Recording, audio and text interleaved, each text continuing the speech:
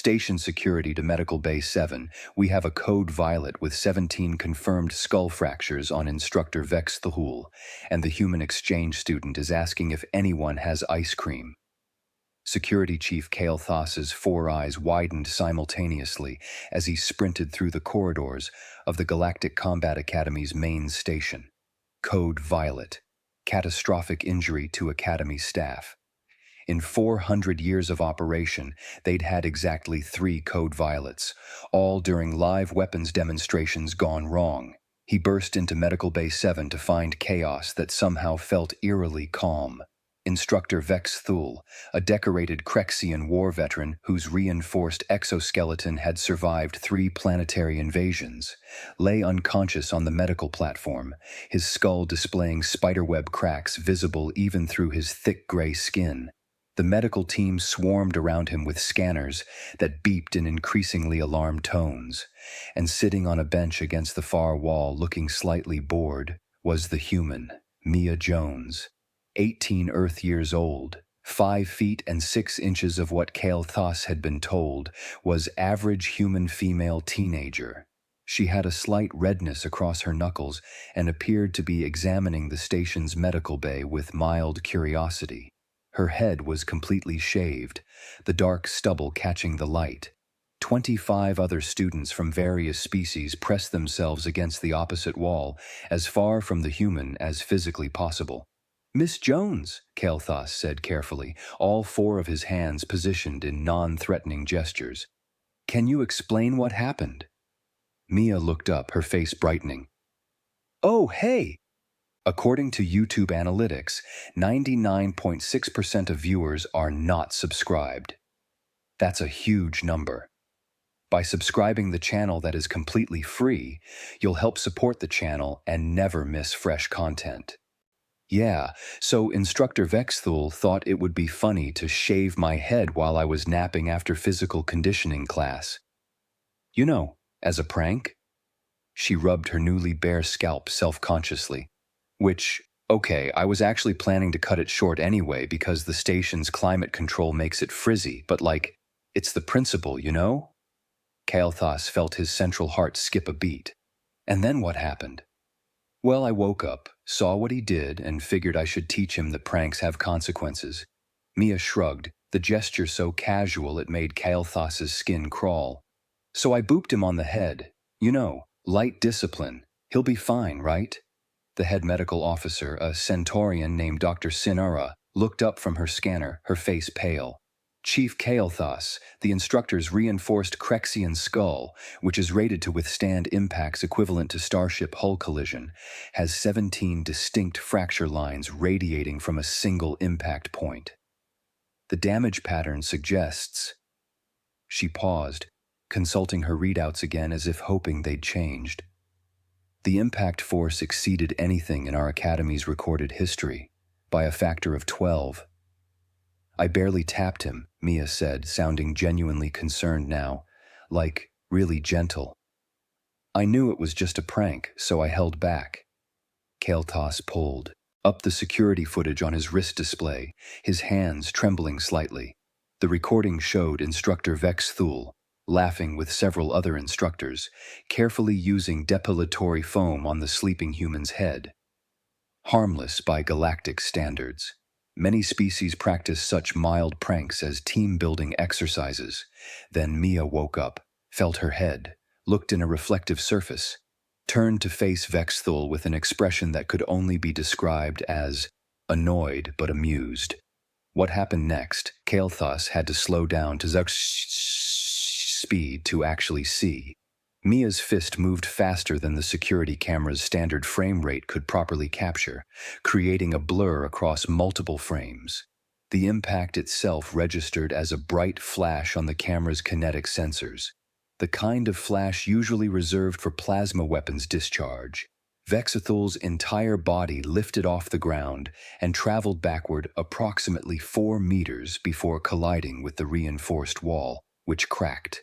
Kale Thas played it again and again. Each time his scales prickled with an increasingly primal fear. "Miss Jones," he said slowly, You need to understand something. Instructor Vexthul is a Krexian combat veteran.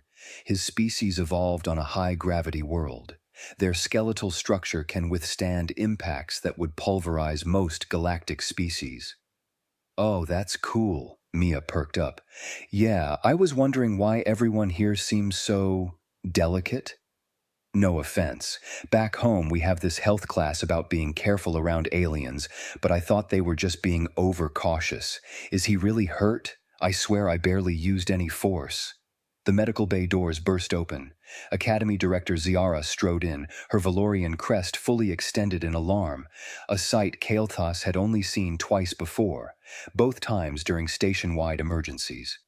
Someone explain, Zara demanded, how a first-year student managed to hospitalize our most experienced combat instructor.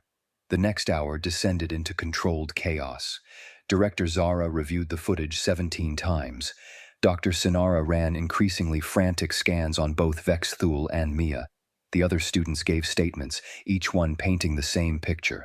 Harmless prank, instant and terrifying retaliation. Mia, for her part, seemed mainly concerned about her scholarship status.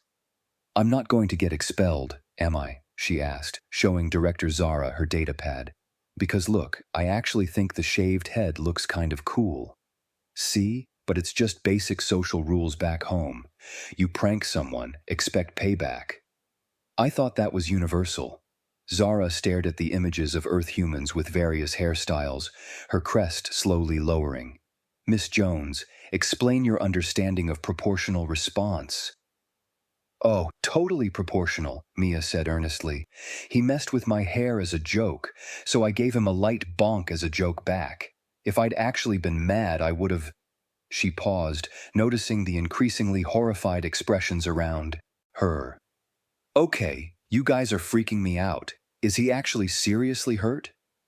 Because I can totally apologize when he wakes up. Dr. Sinara pulled up a holographic display of Vexthul's skull. Miss Jones, this is not light damage. The impact force you generated, which you claim was restrained, exceeded the output of a military-grade plasma cannon. Your bonk could have killed him if Krexian physiology wasn't so robust. Mia's eyes widened. Wait, seriously? But I... She stopped, looking at her own hands with an expression of dawning confusion. Okay. That doesn't make sense. Are you sure your medical equipment is calibrated right? Because that seems really excessive for a regular punch. A regular human punch? Kael'thas asked carefully. Yeah, I'm not even that strong. My brothers can bench press way more than me, and don't even get me started on actual athletes. Mia demonstrated by making a fist. This is just normal. Director Zara exchanged a look with Kael'thas that communicated volumes of suddenly crystallizing terror. She tapped her communicator. Get me the Galactic Combat Assessment Team, emergency consultation, and pull up Earth's planetary classification file. 20 minutes later, the assessment team arrived. 3 specialists in xenophysiology and combat capability analysis. They set up their equipment in the Academy's main testing facility while Mia watched with curious interest. Just run through the standard tests, the lead assessor, a methodical Thanarian named Korvax, instructed. We need baseline measurements. The strength assessment came first. Mia approached the device, a sophisticated piece of equipment rated to measure output from heavy mining mechs, and gripped the handles. Okay, so just squeeze as hard as I can? As hard as you comfortably can, Korvax corrected. Don't strain yourself. Mia squeezed. The machine's display climbed rapidly through its scale, reached the maximum rating, and exploded in a shower of sparks. Oh, shit! Mia jumped back. I'm so sorry! Is it supposed to do that? Korvax stared at the smoking remains of equipment that cost more than a small spacecraft. No, it is not. They moved to reaction time testing. The device would emit random light patterns, and the subject would press corresponding buttons. Simple, standardized, used across the galaxy for millennia. Mia pressed the button before the lights actually illuminated. I think there's a delay in your system, she said. The button press is registering before the light comes on. The technician checked the equipment. Miss Jones, there is no delay. You're reacting faster than the machine can register stimulus and response as separate events. That seems like a design flaw. Endurance testing lasted 8 hours before they gave up. Mia ran on a treadmill at progressively increasing speeds and inclines, chatting pleasantly with the assessors about Earth music and whether the station had any decent pizza. Wasn't even sweating.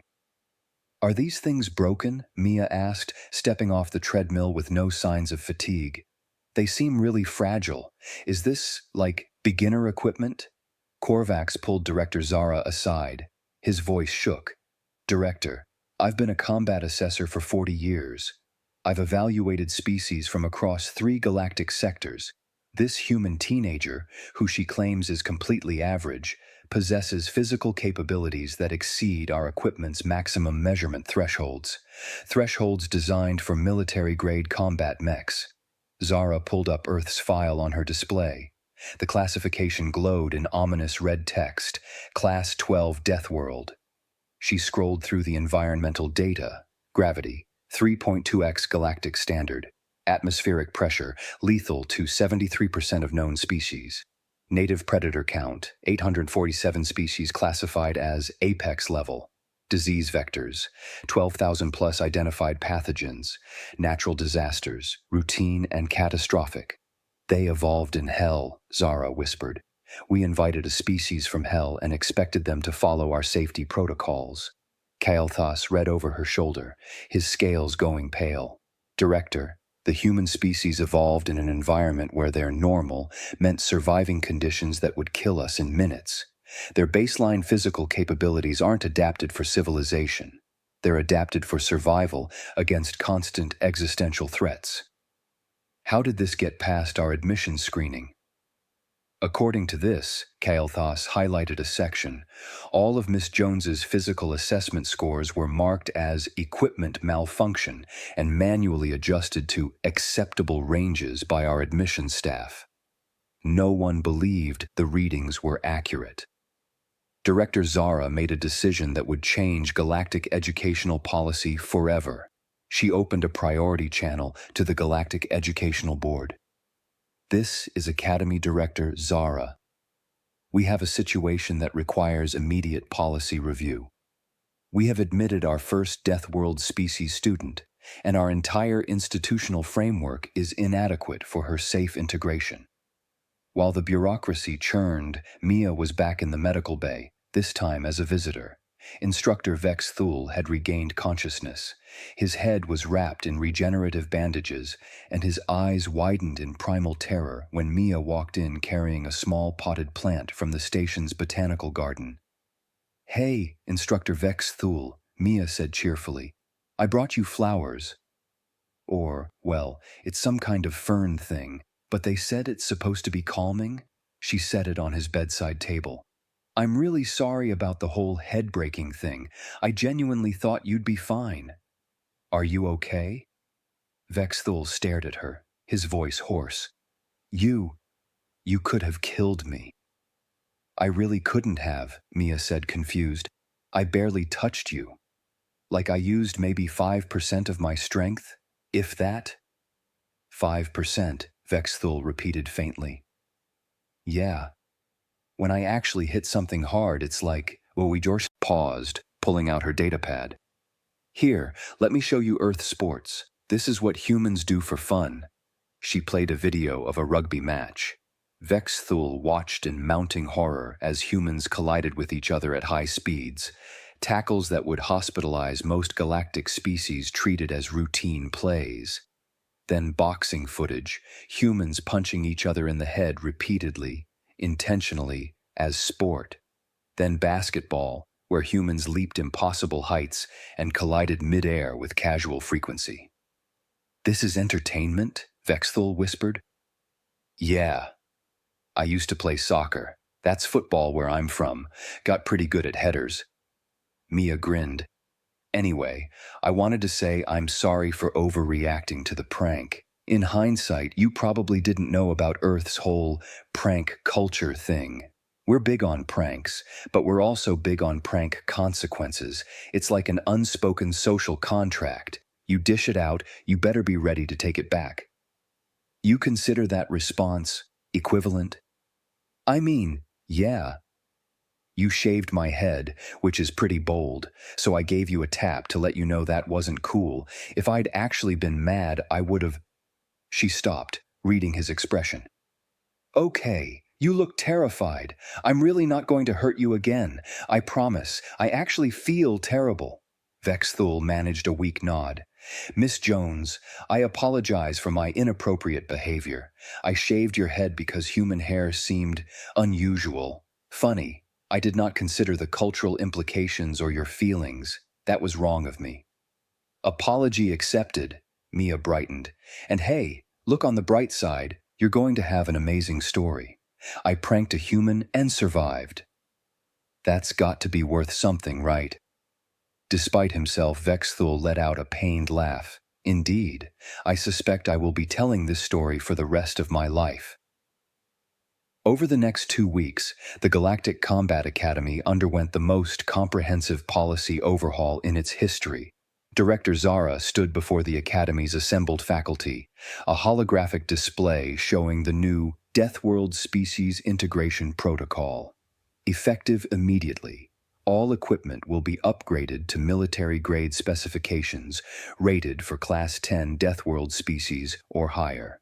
Miss Jones will be assigned separate training facilities with appropriately reinforced structures. All combat classes will be restructured to include restraint training for Deathworld species and threat awareness for standard species. One instructor, a nervous Palaxian named Janira, raised a tentacle. Director, how do we teach restraint to a species that doesn't realize their own strength? We teach them the same way we teach any student, through education and practice. Miss Jones is eager to learn. She genuinely had no idea of the damage she could cause. Zara brought up footage of Mia's demonstration from earlier that day, where she'd been asked to show a gentle tap on a reinforced wall. The fist-shaped crater was currently being repaired. Her normal is our catastrophic. We must adjust our framework accordingly. Instructor Vexthul, his head still bandaged but healing well, spoke up from his seat. I have volunteered to develop the cultural sensitivity training curriculum. If my experience can prevent future incidents, then it serves a purpose. Thank you, Instructor. Your perspective is invaluable. Zara switched to the next slide. Additionally, we are establishing an exchange program modification for Deathworld species. Earth has been remarkably forthcoming with data. Apparently, they have entire protocols for their citizens traveling to gentle worlds. Gentle worlds? Janira asked. That's what they call the rest of the galaxy. Everything that isn't trying to kill them constantly. Zara smiled grimly. According to Earth's Department of Interstellar Affairs, they specifically selected Miss Jones because she's, and I quote, a responsible, level-headed teenager with good impulse control and below-average strength for her age group. The faculty sat in stunned silence. Below average, Kael'thas repeated. They sent us below average. It gets better, Zara said, though her expression suggested it absolutely did not. I spoke with Earth's liaison this morning. When I mentioned the incident with Instructor Vexthul, they were very apologetic and concerned that Miss Jones might have been too aggressive. They wanted to ensure we understood that her response was definitely outside normal parameters for human teenagers, and that most humans her age would have just filed a complaint through proper channels. They have proper channels for physical retaliation? Janira asked faintly. No, that's the point. Her response was considered abnormal by Earth standards. A normal human teenager would have simply reported the prank to administration. Zara paused. When I explained that our administration had no protocols for such complaints, they seemed very concerned about our institutional safety standards. The faculty absorbed this information with varying degrees of existential dread. 3 weeks later, the academy had transformed. New equipment gleamed in upgraded facilities. Warning signs in 17 languages indicated Deathworld species training in progress. Insurance premiums had increased by 400%, and Mia Jones was dominating the Academy rankings. "She's not even trying," one student whispered to another as they watched Mia complete an obstacle course designed for advanced military training. She finished in record time while holding a conversation with her training partner about whether the station's cafeteria could make grilled cheese sandwiches. The scary part, her partner, a brave Zentari named Rahil, replied, is that she's being serious about holding back. "I've seen her accidentally break things by moving normally. She has to think about every single motion to avoid damaging something." In the cafeteria, Mia sat with a group of students who'd overcome their initial terror and discovered she was actually quite friendly. "So, your hair's growing back," Azila, a Valerian student, observed. "Do you still hold a grudge against Instructor Vexthul?" "Nah, we're cool now," Mia said, taking a bite of something that resembled bread. "He actually apologized sincerely, and I get that it was a cultural misunderstanding. Plus, the shaved head thing has been kind of liberating. No hair maintenance for a while." "You started a trend," Arhill said, gesturing around the cafeteria. Several students had adopted shorter hairstyles, and someone had put up a poster reading, "Prank responsibly or not at all," with a cartoonish drawing of Mia's face. "That's hilarious," Mia laughed, "though I'm not sure I'm the best role model for conflict resolution." "Are you joking?" Azila leaned forward. "You've completely changed how we think about physical capability and restraint. Half the station is now in training for better body awareness because you made us realize how little we understood about our own strength relative to our environment." "Plus," Arhill added, "Instructor Vexthul's cultural sensitivity course is actually really good.